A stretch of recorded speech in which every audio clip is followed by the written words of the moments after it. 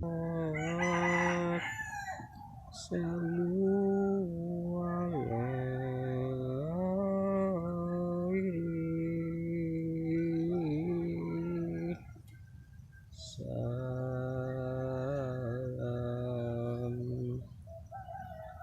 salawat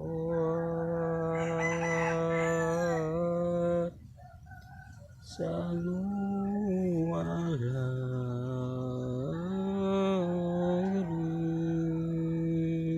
khairin qadir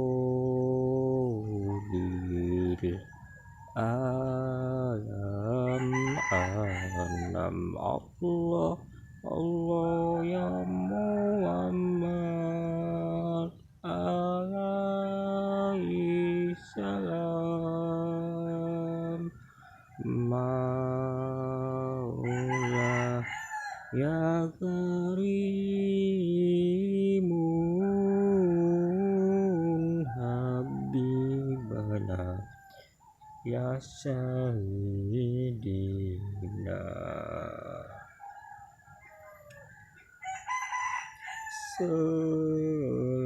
selawat salu ala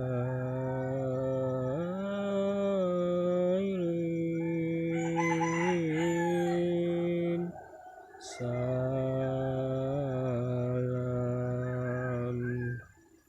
selawat salu ala khairin qaulil halam alam Allah Allah ya Muhammad alaihi salam Maula ya karimun habibana ya sayyidina. Assalamualaikum warahmatullahi wabarakatuh. Selamat pagi dan selamat menunaikan sholat subuh. Di sana itu matahari sedang naik sebelah sana tuh terlihat. Sekarang ini matahari sedang naik.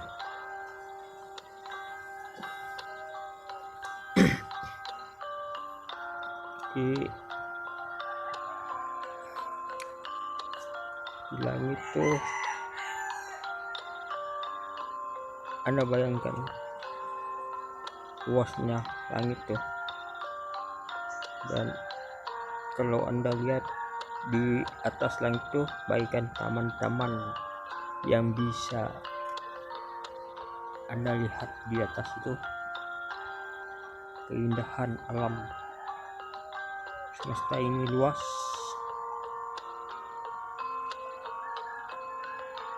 Kalau yang aku gambarkan,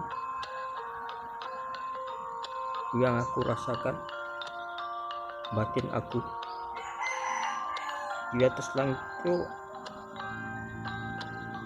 ada dimensi di mana dimensi alam gaib ataupun dimensi alam kayangan para roh kayangan, dan juga manusia yang terpilih ataupun manusia yang darah kayangan, manusia dari roh kayangan, manusia yang di bumi ini ada yang sebagian yang terpilih dari orang biasa ataupun dari raja keturunan orang Kayangan.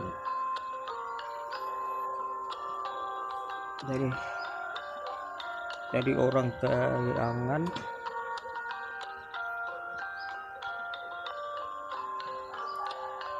andainya makhluk ataupun bidadari dari Kayangan tuh turun ke dunia, dia ada satu gerbang ataupun satu pintu di mana mereka akan turun ke bumi. Mungkin bidadari itu turun ke bumi hanya memandi tempat di mana tempat air terjun ataupun laga ataupun di kali yang ataupun air terjun yang tidak pernah disentuh manusia. Jadi jika Anda melihat satu pelangi selepas hujan yang berhenti, tiba-tiba muncul pelangi. Jadi dalam pelangi itu ada warna 7 warna. 7 warna itu melambangkan setiap satu warna itu adalah warna 7 bidadari yang turun ke dunia manusia. Dari pintu gerbang Kayangan itu turun ke dunia. Mereka turun melalui jembatan itu ialah pelangi. Asal Anda melihat satu pelangi yang ada di sekitar Anda, itu bertanda boleh jadi Allahualam itu bidadari sedang turun ke dunia manusia. Pelangi itulah sebagai jembatan mereka untuk turun ke dunia manusia. Dan ada juga pintu-pintu gerbang yang tidak diketahui setengah manusia dan ada yang ketahui. Jadi kadang-kadang bidadari Kayangan ini berwujud selepas hujan, tapi dia hujan dia tidak hujan berapa kuat, dia cuma ranca-ranca hujan biasa. Selepas hujan berhenti itu bidadari akan turun ke dunia manusia menjalankan tugas yang diperintahkan. Jadi Allah Subhanahu wa Ta'ala ataupun mereka akan masing-masing mereka tuh ada tugas yang diperintahkan. Oke. Mereka akan turun berwujud pari-pari ataupun kupu-kupu. Jika Anda melihat kupu-kupu yang berbeza ataupun kupu-kupu itu aneh, itu pun kalau orang bilang dia berbeza dari kupu yang sebelumnya. Biasanya berwarna-warni yang tidak pernah dilihat manusia, jarang dilihat, ataupun kupu-kupu yang jarang kita lihat, ataupun kupu-kupu itu aneh. Contohnya pari-pari. Kan pari-pari itu berbentuk orang kecil, tapi dia ada sayap. Jadi Allahualam.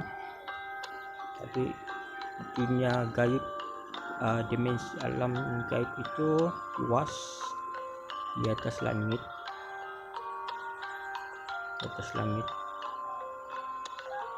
dan dunia kayangan itu bukan hanya satu ataupun dua, empat, tapi berlapis-lapis tingkatan langit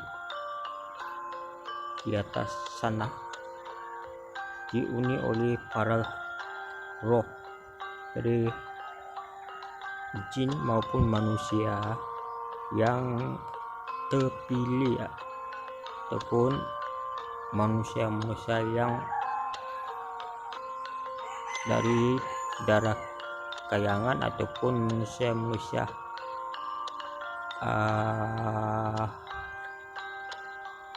yang berdarah raja.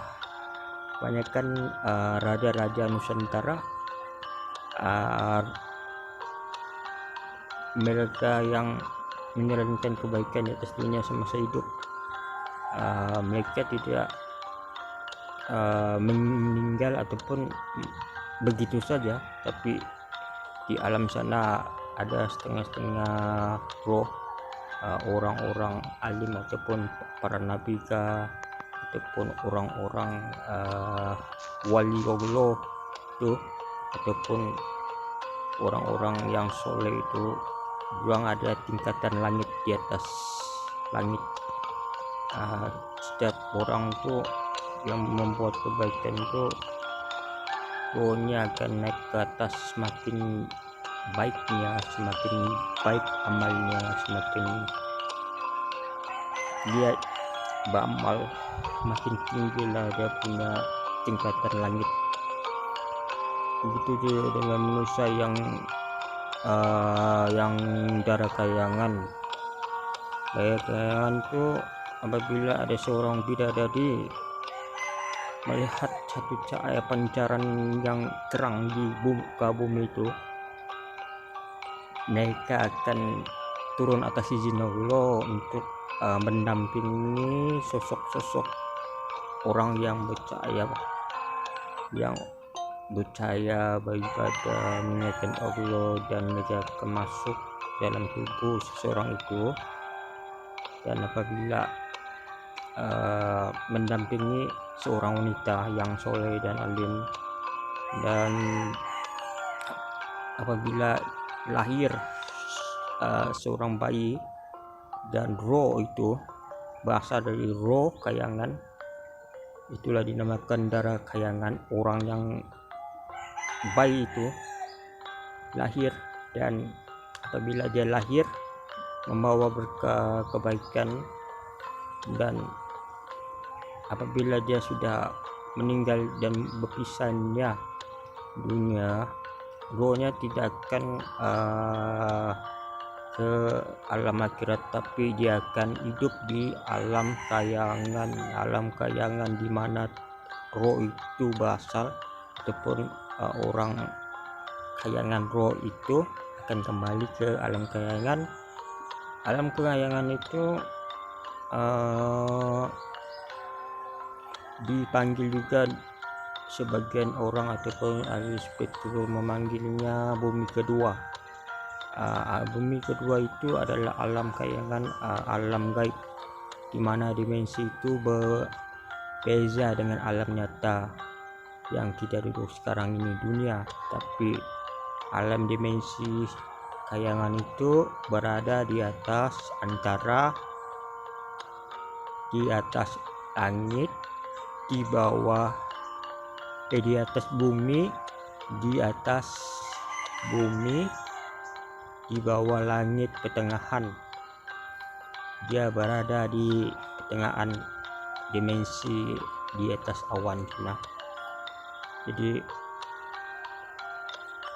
dimensi alam kayangan itu tidak semua orang yang bisa tembus, melainkan atas izin Allah. Orang-orang tentu yang bisa memasuki alam kayangan itu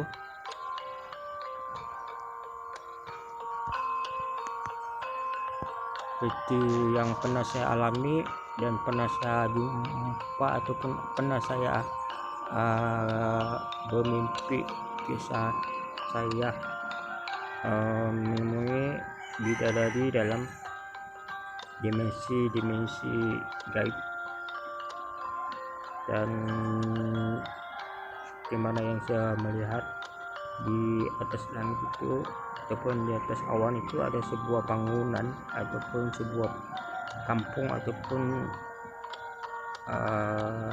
negara ataupun ada satu masjid yang terapung di atas awan itu, melambangkan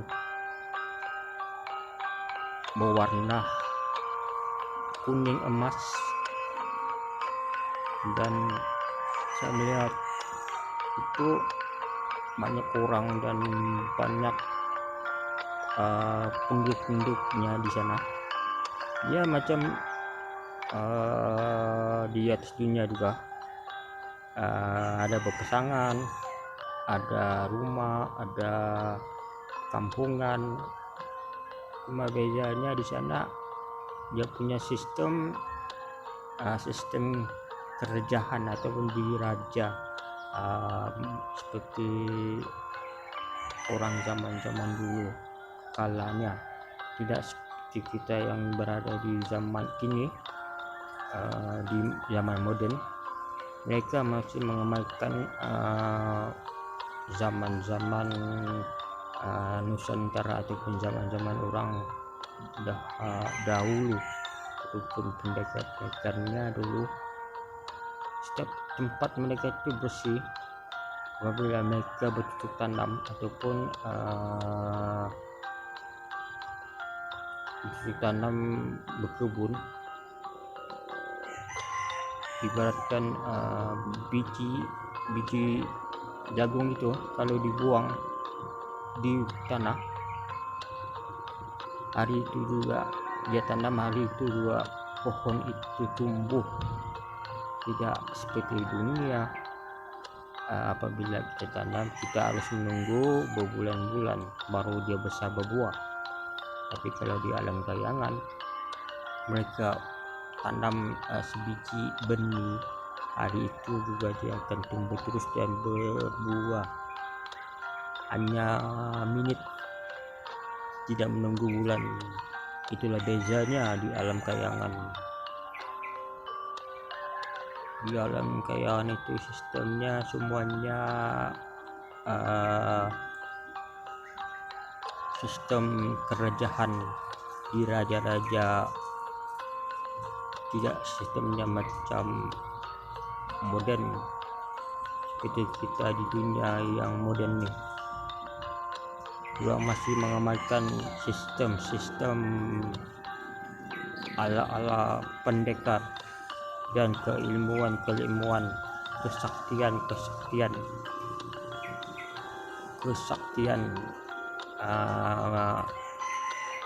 seperti tenaga dalam. Orang alami menggunakan kekuatan yang tidak seperti adanya di atas dunia ini. Manusia yang hidup menggunakan senjata nyata, tapi yang tidak terlihat senjata yang energi kekuatan. Berbalik lagi dengan bidadari, apabila bidadari itu turun ke dunia, mereka akan turun ke suatu tempat, biasanya di pegunungan di mana ada air terjun ataupun laga, ataupun mereka menurun ke dunia menggunakan jembatan pelangi. Setiap bidadari yang turun itu ada 7 orang, biasanya 7 orang, tapi ada penglimanya yang menjaga mereka, ataupun penglima itu adalah sesosok naga gaib yang berasal dari kayangan, yang sudah didampingi oleh mereka, yang sudah diperintahkan oleh raja mereka. Jadi bidadari itu tidak sebagian orang yang bisa mendampinginya. Jadi mereka tuh akan membeli salah seorang dari manusia yang pancarannya ataupun orang yang betul-betul mereka dampingi. Hanya karena bila mereka mendampingi seseorang yang alim ataupun orang yang betul-betul dekat pada Allah Subhanahu wa Ta'ala, jadi mereka paling gemar memiliki orang-orang yang cahayanya terang. Semuanya itu atas izin Allah, dan dia tidak biasanya dia itu tidak memilih. Kalau Allah sudah berkehendak, siapapun orang biasa pun bisa didampingi. Kita tidak mencari, tapi mereka yang mencari orang-orang atas izin Allah. Oke.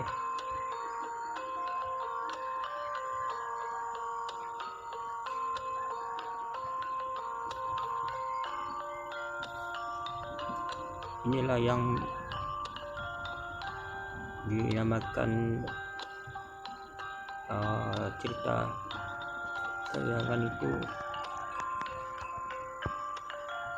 Tayangan itu kalau dipercaya atau enggak terpulang. Kadang-kadang kita sebagai manusia ini sukar untuk percaya bahwanya alam itu benar ataupun kita hanya cerita biasa, tapi sebenarnya nyata. Sesungguhnya manusia itu tidak mengerti apa yang mereka tidak mengetahui. Sesungguhnya Allah itu lebih tahu apa yang kita tidak mengetahui. Oke. Dan assalamualaikum. Cerita yang saya ceritakan, jumpa lagi. Semoga Anda terhibur cerita saya, karena saya suka melihat ataupun suka benda-benda ataupun cerita mistik ataupun gaib, dan jiwa saya sudah merasakan ataupun sangat menyatu dengan alam-alam gaib ataupun yang tidak orang semuanya tahu, ataupun tidak semua orangnya suka cerita-cerita kayak begini, ataupun sebagian orang ada yang suka dan tidak. Dan jika jiwa seseorang itu suka dengan misteri ataupun cerita-cerita dimensi-dimensi gaib ataupun alam-alam gaib,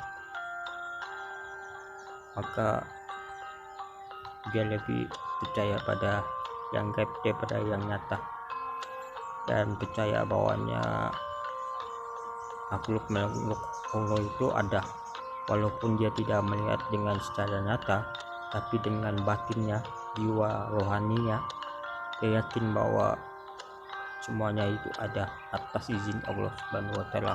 Oke, assalamualaikum warahmatullahi wabarakatuh. Jangan lupa subscribe.